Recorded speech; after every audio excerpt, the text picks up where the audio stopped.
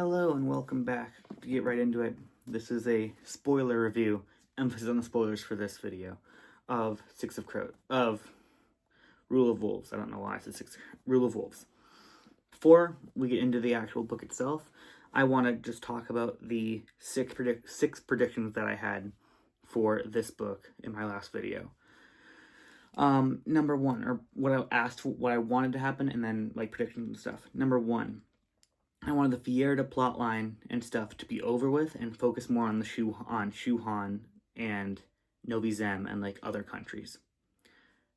The first chapter of this book is from the perspective of the Queen of Shuhan.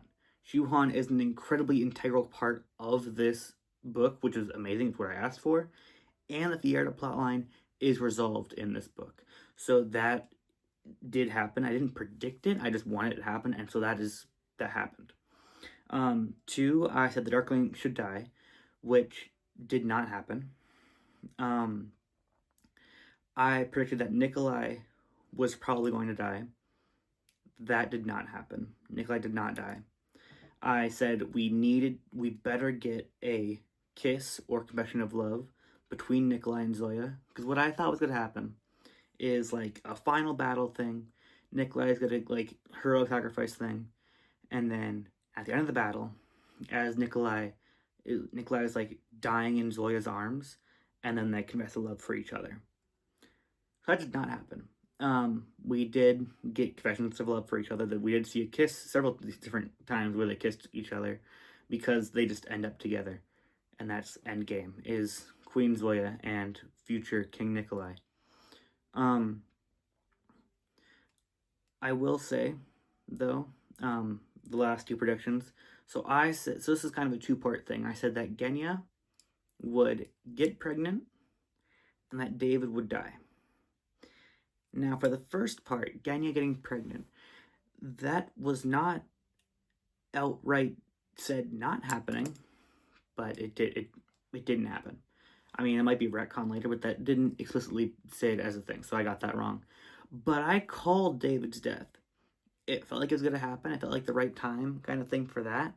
And a huge emphasis was put on like the war creating and crafting that David was like, he wasn't sure he wanted to keep working on crafting these missiles.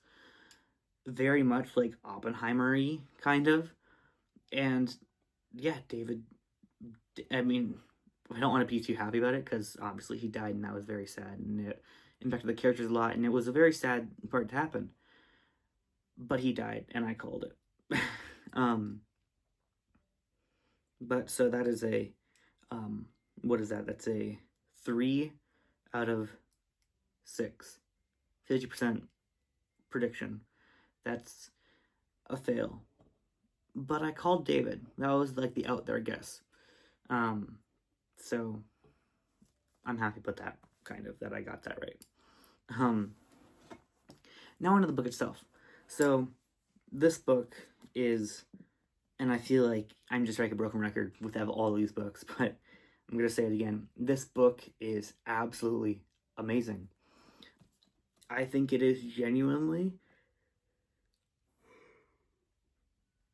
if not the best, I think it is one of the best books I have ever read. Not just for the channel, not just like recently, like just ever read. It is amazing. So what I'm gonna do, there are 5 plot lines, or there's 5 perspectives. So I'm gonna go through the 5 plot perspectives. There's still only 3 main characters, but we get 2 other characters get expanded upon to see that side of the story. Not in huge roles, in like I think 5, maybe 6 chapters, like each of them. So not a whole lot of like page time. But so I'll go in smallest to largest perspectives. So we get a look at chapters called The Monk. So the monk is the Darkling, because he's possessed Yuri's body. And so these chapters didn't really, I think it was the worst perspective in the entire book, because it didn't really add much of anything, I felt. Like, it expanded on how the cult of the Starless One think of the Starless and how they think of each other. But there was not a whole lot happened really with that. Like, Darkling got his full powers back in like about halfway ish into the book, and then that's when that plot line had started, and so it was just him going around with the other going to the cult and then telling them like we got to go make a stand or whatever in battle, and like you'll see the Starless One because he's pretending not to be the Starless One, so he's still pretending to be Yuri. So he's like, if we go to battle, then the Starless Saint will like he'll save us if we are going to die in battle. And it was kind of weird, and it didn't really feel like it added a whole lot to the story. I feel like you cut those chapters out and you wouldn't lose virtually anything.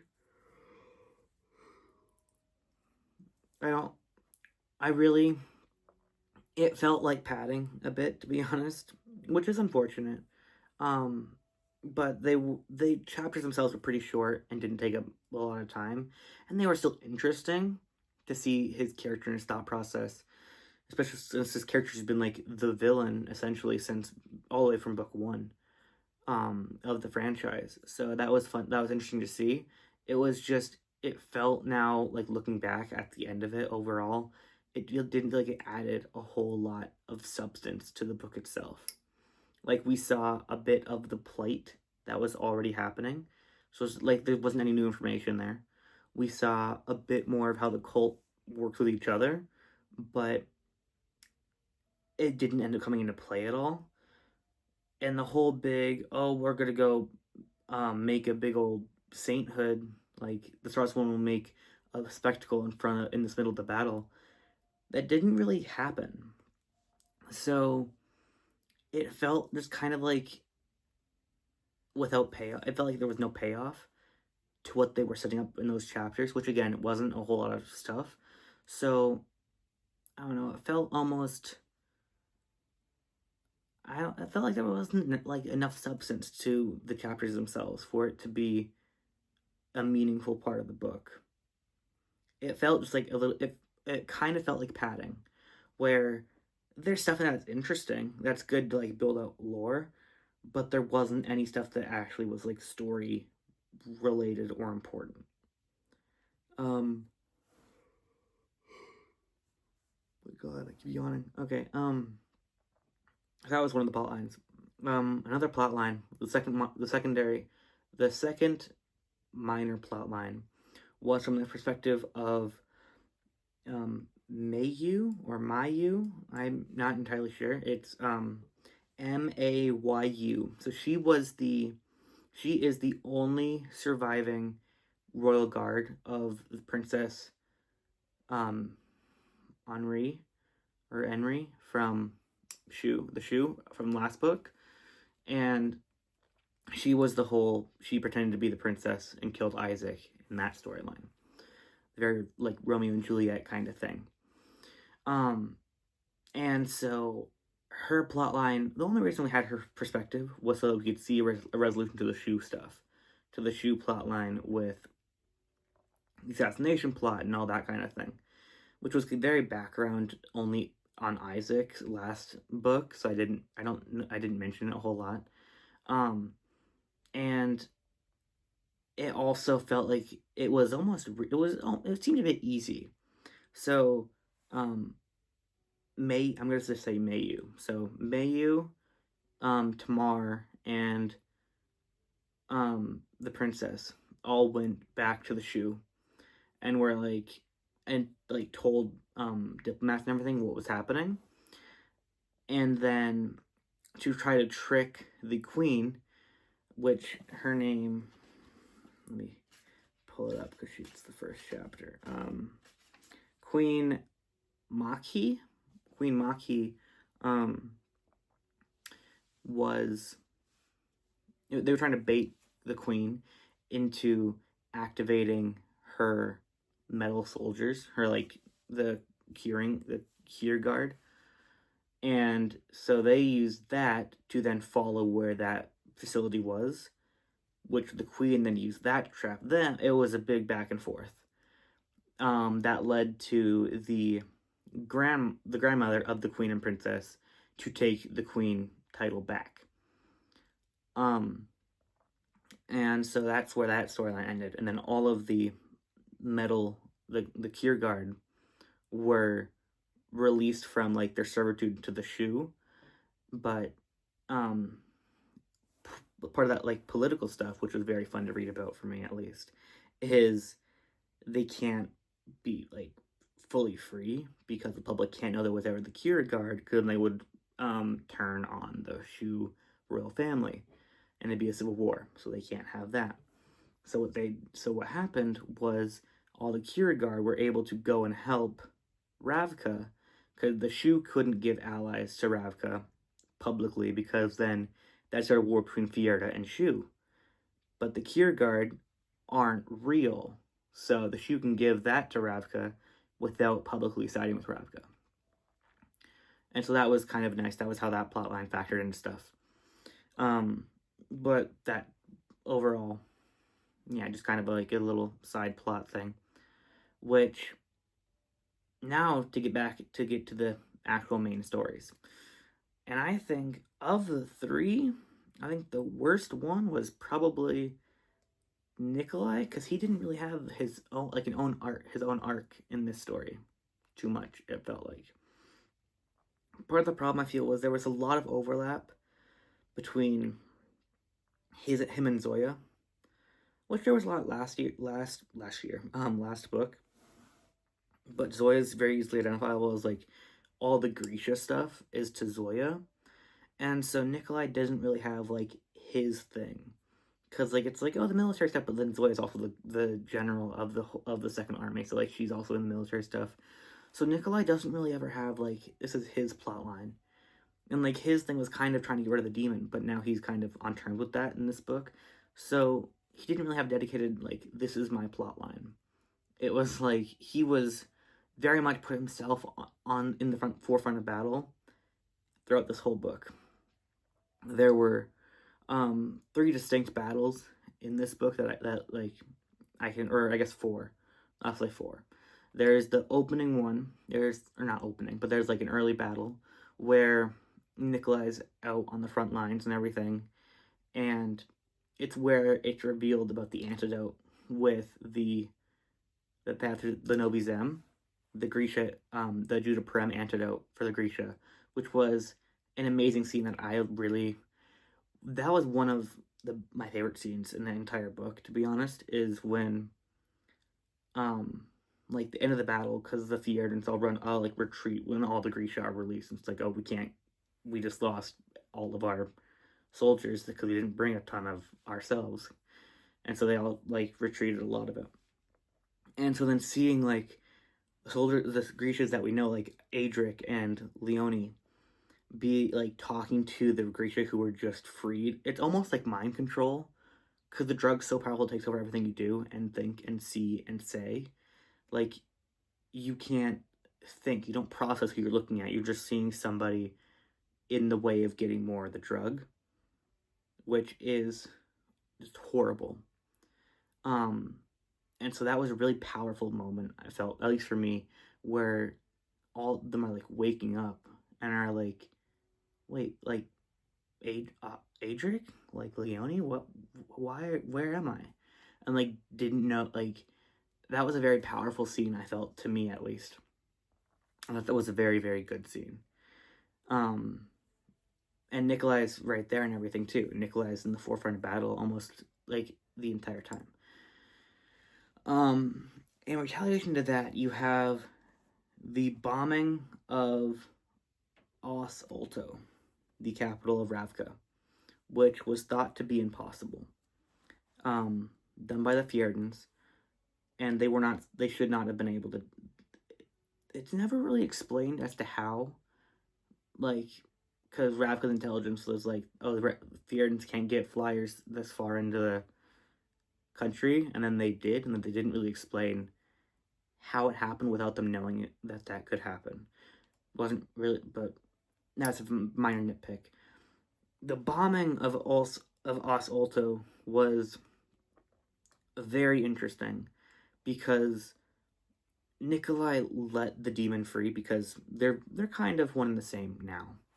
They understand each other because they are very, like, they just are the same thing now. And so the demon just tore apart the Fjerdan flyers, and almost ripped apart almost all of the actual, like, pilots except for one, because he wanted one pilot to go back and, like, incite fear in the Fjerdans, which didn't end up working. But it's it's what you're doing that matters. That's what your goal is. Um, but and that's what kills David, is the bombing of Os Alto, which happens on Genya and David's wedding night, which is very, very sad. That was very sad. It felt very much like Genya, who is a great character, was a lot put on the back burner this duology, especially this book. But when she is there, it is very emotional and impactful scenes for sure. And the third battle is near the end of the book. It's like the last big, like, actiony thing, and it's a kind of a battle on two fronts, where there is the Fjerdan navy attacking West Bravka through the water, because the navy. I don't know why I had to explain that. I don't know why I explained that. And Nikolai's not there for that part, because he is up north with the ground troops against, like, the Druskil and the more drugged Grisa. And it is where he has to let his demon out, and everybody sees it. The Ravkans, the Fjerdans, everybody sees that he is, like, a demon, and recognize that as the Darkling's power. And so that's when he's like, has to be like, I do this and save Ravka, and I might have to give up my throne, but if I don't do this, then Ravka's gone. Free Ravka will no longer exist. And I think, like, his character is very fascinating and interesting to me a lot. And then after that, he renounces his crown and pledges Zoya as the queen, which, that was very funny to me, because there's been, like, back and forth throughout both of these books of, like, oh, what if Zoya was just like, Zoya, you should just be the queen or whatever. And she was like, no, I don't want that. That wouldn't be good for me. I don't want to be the queen. And then that just happens, and in the middle of, like, and that happens afterwards. So that's in front of the Fjerdan delegation, all of the Ravkan, like, ministers. I believe the Kirch are there as well, and so it's like, we can't say no to that, really, because that just looked really bad for Ravka. So she just has to accept that, and then it's just like, oh, she's gonna kill Nikolai when they get alone. And then when they got alone, then they kissed. So I mean, that's kind of the same thing, not really at all. But they finally met their feelings for each other, and that was a very nice moment. I do want to quickly mention and go back a bit, because between the bombing and the final battle, there is an adventure to Ketterdam. And to be honest, it feels very much like a big old piece of fan service, and I'm not complaining. I'm not complaining at all. Because it's just like, we need more stuff, so they need more titanium for their bombs and missiles. And so they go to the Kirch, who have it, and have to steal it. So they work with Kaz Brecker, Jesper Fahey, and Wyland Van Eck, which is awesome. And they use... Okay, so a bit of explanation. Earlier in the book, near the very beginning, Nikolai needs to get another extension on the loans from the Kirch, because Ravka's in crippling debt to the Kirch from their years of war. And so to get the extension on the loans, they have to give Kirch their plans for underwater, like submarines, essentially, that are untraceable and can blow up ships. Because the Kirch want to do that to the Zamini, so that the Kirch can have more control over the Jirta supply. But then Nikolai doesn't want to hurt the Zamini because the Jirta, partly because they're mostly peaceful overall, and I've always actually openly support Ravka, but also all of the Jirta supply is how you make the antidote. So what Nikolai does is he gives the Kirch the plans for the submarines, but then turns around and gives the Zamini plans for like better flyers and airships, so that they don't have to use the sea and they'll be fine. And so that results in the Kirch, who a lot of which deal in like slavery, which is what Inej, who's mentioned a lot and is seen only seen in like a page, unfortunately, and I love Inej.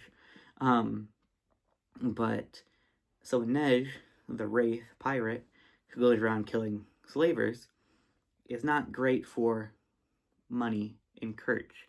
So when Nikolai goes to Kaz, Jesper and Wylan for like help stealing titanium, he says that if they can get the titanium, he'll give Kaz a device that will allow ships to detect the submarines. So the Kaz can give that to Inej. And that motivates like the whole thing. I think that's very fun. There's even a line in there from Wylan saying that we don't like doing illegal activities. And then Kaz turns around and says that then Kaz says it's for Inej. And so Wylan's like, oh, why didn't you say that sooner? Just to show how much they care for each other and like the crows. And that was it was great. That was just an amazing couple chapters. A few, like 4 or 5 or 6 chapters. Those were all great. Looking back, it feels a bit fan servicey because like, oh no, they need more titanium, and then they didn't really use missiles that much anyway. But again, it was a really good story, and fan service is good and usually necessary sometimes. And I think if it didn't feel forced or out of place, it felt good for the story. Now, so that's Nikolai's story overall, kind of out of order. Zoya's is a lot more focused on, because like we got a lot of Zoya's like personal history in the last book of like her being like almost sold at 9 and then like her aunt and all that. So this book leans more towards her like familial history because she is half Suli. And the Suli are this nomadic like group of people who have lived in Ravka's lands before Ravka was even the name, and they're very like frowned upon for no apparent reason. Just racism, and that is a big part of Zoya's character. This book about like her inner struggles of like accepting herself. And I thought that part was really cool. That very interesting, very cool. And I think the Suli are a very interesting group of people in this series.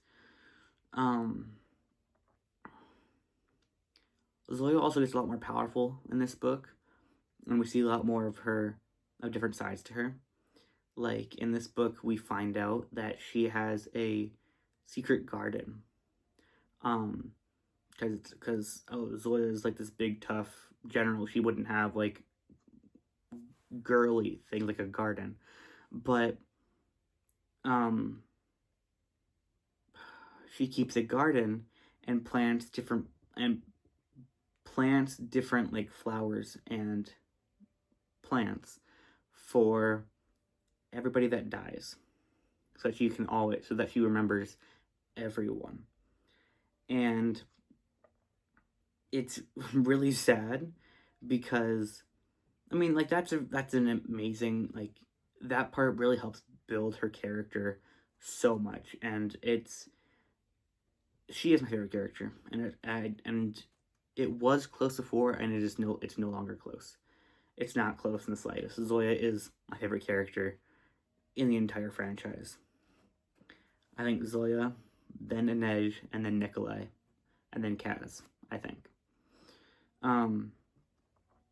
But because this is in a Nikolai chapter, actually, when we see this, because it's Nikolai, like, following Zoya. And Zoya knows the whole time, because she's part dragon from last book, so she's part dragon. She can hear everything. She can hear everything. She can smell emotion if she's trying. Like, you can't sneak up on Zoya, especially not anymore. But the first thing that she says is, "I've run out of room." Like, this massive area that she has to plant different kinds of vegetation.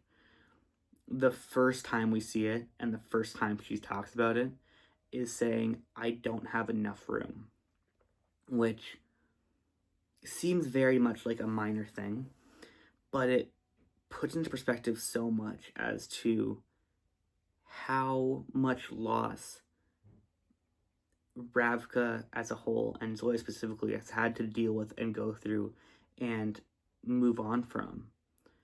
And it's really sad, especially when, like, it's awful.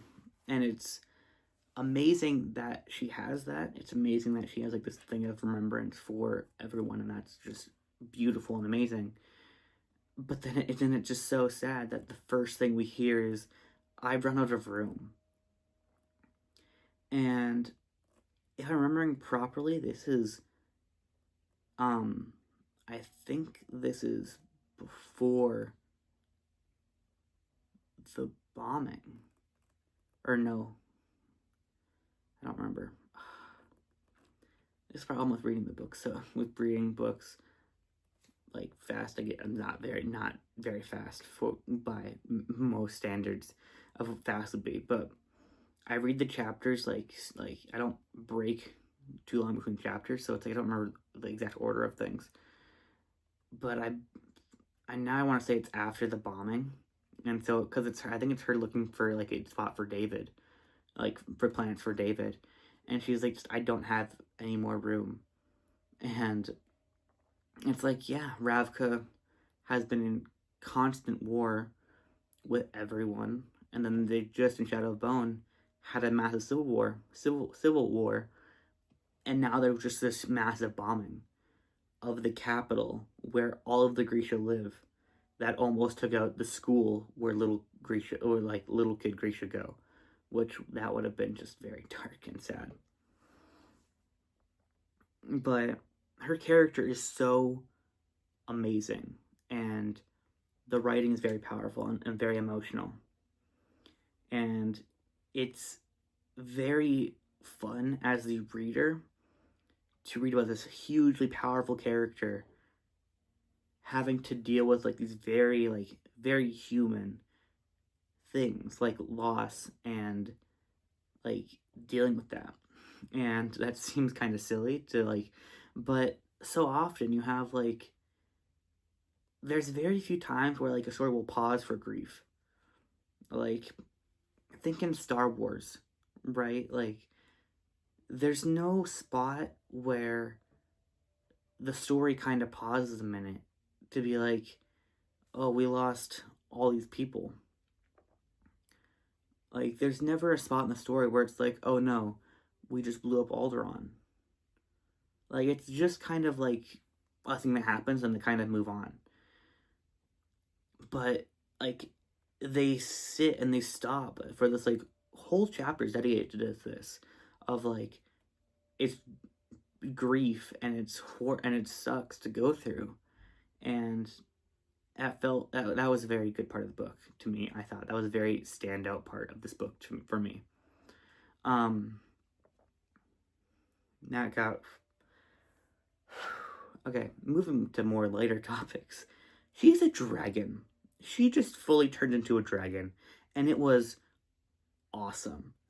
And I was confused because I thought that was I thought that was implied the last book, but I guess it wasn't, and I just assumed something that wasn't happening because I assumed she turned into a dragon last book, but I guess that I'm wrong.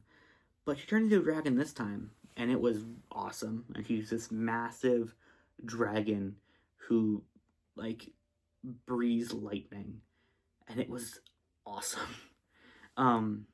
It was awesome. I'm just gonna keep saying that. It was just absolutely amazing.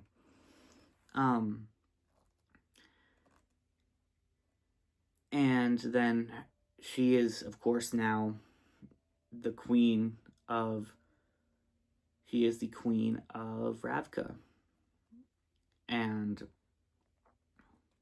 that's just I don't know. I don't know where I'm going with this.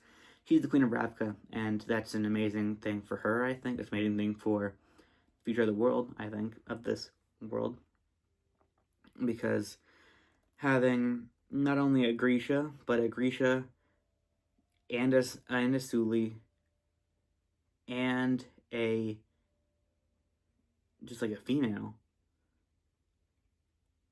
who's not a Lansov taking the Ravkan throne is huge for Ravka and just for the future of this world as a whole. And I really want more. And as of now, other than the novella for Six of Crows, nothing's been announced. But Leigh Bardugo has said that she's open to writing another a third Six of Crows book, which is what's set up at the end of this. Like a third book with Kaz and Inej and all the crows, but that is not yet like confirmed to be a thing because she's working on other projects right now, which makes sense. You don't want to be locked into one thing the whole time. I mean, look at Rick Riordan. He's stuck in that one franchise probably forever, to be honest. No complaining about Percy Jackson though. Anyway,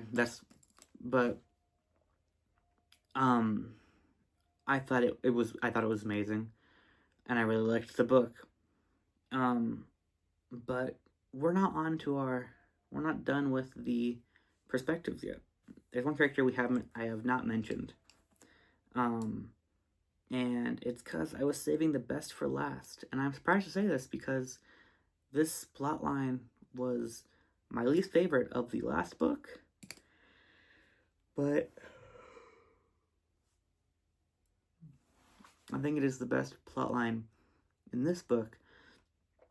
And that is the Nina plot. The Nina in Fierda. And there are so many moving parts throughout this entire thing. And I feel like it's the most complex story. Because you have the whole point of her cover in the Brum household. And you have her, but all these different things are happening at once. So you have that's happening, and it's also this event. It's like how can I find it if I just look through it right now? Probably not, but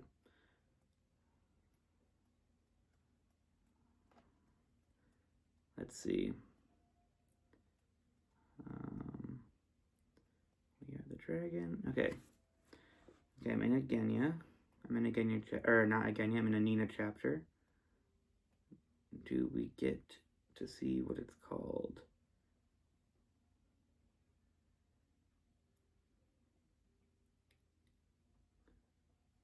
Oh, it's just called Heartwood. Okay. So it's this event Heartwood where these Fierdan girls have to go and like try to get offered a proposal by like more like noblemen men. And so what Nina and Han are trying to do is use the crown prince, to try to broker peace between Ravka and Fjerda throughout this book. And so he's in poor health, but Han, being a heartrender and a healer, heals him with her powers as a Grisha, even if she's trying to stay hidden. And the queen, so the prince's mother, calls Nina into a meeting to be like, what is going on with this? And Nina claims to be a speaker of Del, because she can, like, talk to the dead. So she talks to the dead that she can, like, hear in the halls of the Ice Court, and fully convinces the queen that Grisha are the children of Del. Del, which was like their god that they worship. Which works very easily, but I don't think that's bad at all, because the queen is just desperate for her son to be healthy. So that's happening, and the prince sucks. He's, because of how Fjerda functions, and it's like this place of power and very much a like man-eat-man world, and like the strong will survive and like the weak will die. And so the prince, being really weak, is like frowned upon as like a leader. And so now that he's getting stronger, he takes that as like permission to just be horrible to everyone, and like slap his personal guard, and like beat and whip people, because they can't do anything about it. They can't do anything back, anything at all. So that culminates in him taking Han into a private room where he slaps her and says, "Hit me," which she can't. So we hear about this from her later on in the book, like a chapter later. And so she can't do anything to him, so he hits her harder and says, "Hit me." And then, like, that just keeps happening until she snaps and uses her power to crush his heart, which kills him. And so she uses her powers to disguise the prince's body as her own, and then disguises herself as the prince. And then throws the prince's body, looking like her, out of the window, because they're like on this really high platform. So she throws his body out the window, and then like impact, so that it looks like she's the one so it looks like she died, and the prince killed her, and no one can do anything about that because he's the prince. And then she is now the prince, so then she can now broker this peace, which is partly why it's like, okay, this plot, like, they're not gonna be enemies anymore, because Grisha is now the king. And then they very much pushed the relationship between Nina and Han in this book, which was set up and implied to be a thing that was going to happen in the last book. And when I do these, I look into the book a bit online before I make the video on it, to like see what other people's thoughts are. And a lot of people do not like the Nina and Han relationship. They're like, oh, Nina was with Matthias, and they're rushing this, and yada yada yada. And I wholeheartedly disagree. I don't think it felt rushed. They didn't kiss or admit feelings for each other until near the end of this book.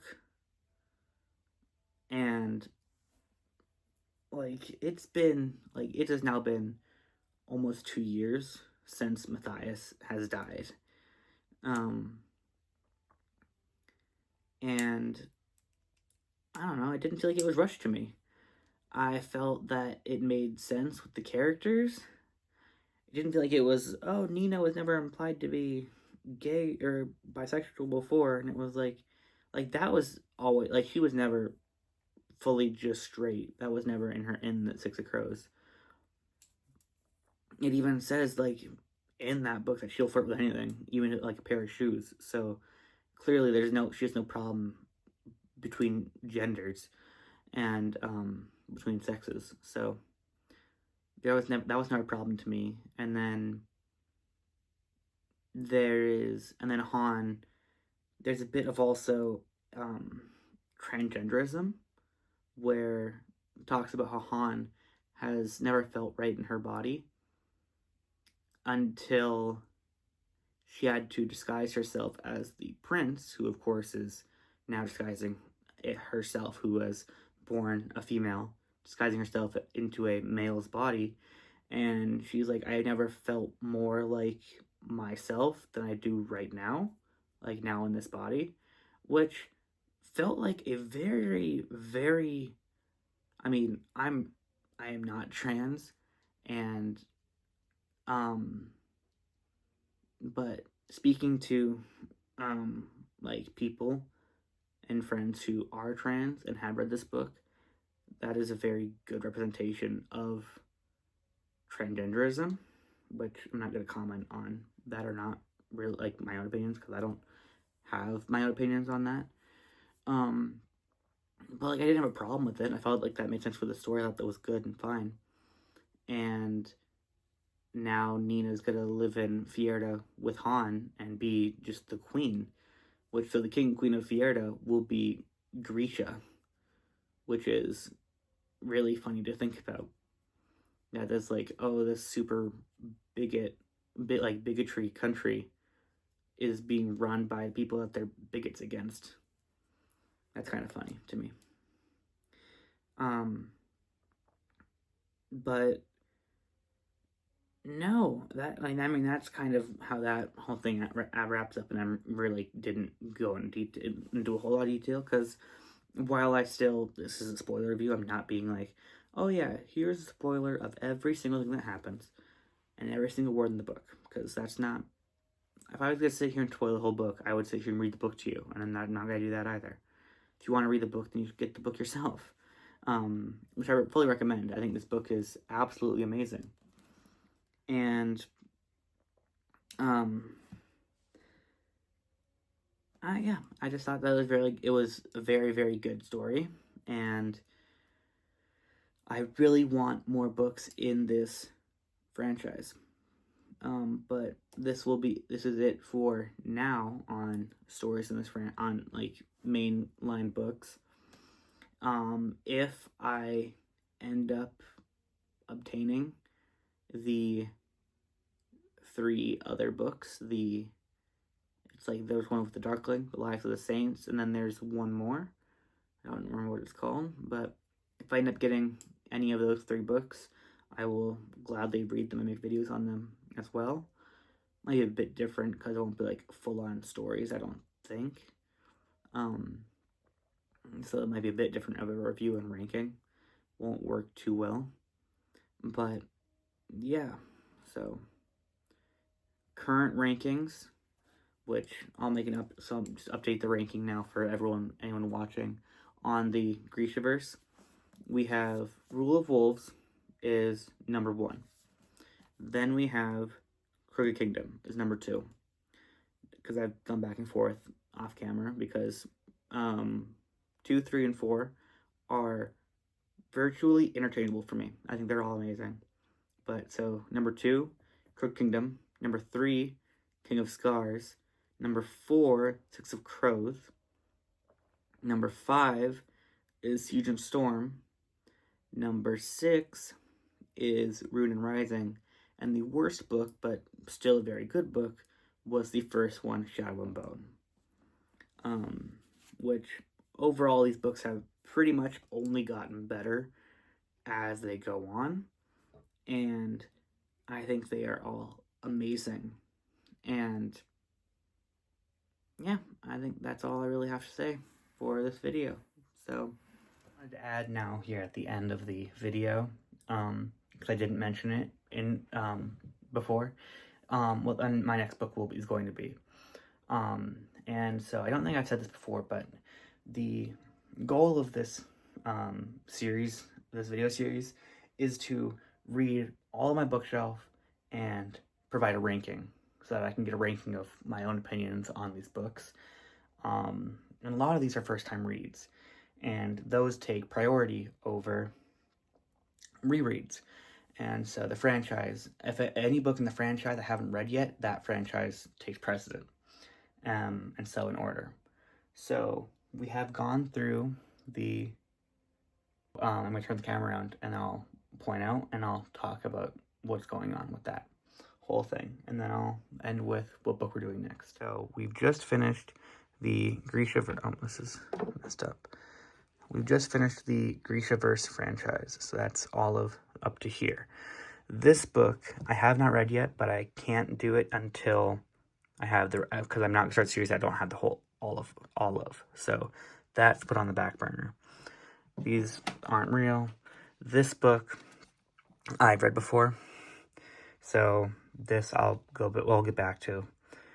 The Thunder Claire franchise, Shadowhunter franchise, I'm skipping over because I've already read it, and so I'll go back and do a reread in the future. So that brings us to here, Hunger Games. I've already read, and so that will go back. These books, which are kind of all standalone, so don't need a whole series, but I've read them already. These sentence books I don't have all of. There's a book 5. But W is Lost I've read, and then these are not real books. These are like guidebooks and stuff. So it brings us all the way down now to shelf 3, which this is not a real book, and so our next book is this, which is a omnibus of a full trilogy by Richard Fierce, Dragons of Essental. So that will have Throne of Deceit, Runemark, and Empire of Serpents. So while this is one book, I will make 3 different videos on this, because there's 3 different books here, so they'll each get their own video. Ignore the Christmas gifts and everything, decorations and everything. It's time of filming this, so. But so that ends the video as a whole. Let me know down in the comments what you thought of Rule of Wolves, and give me your own rankings of the Grishaverse. And if you disagree with any of my thoughts in the video, let me know, and we can have a discussion in the comments. I'm open to anyone's ideas.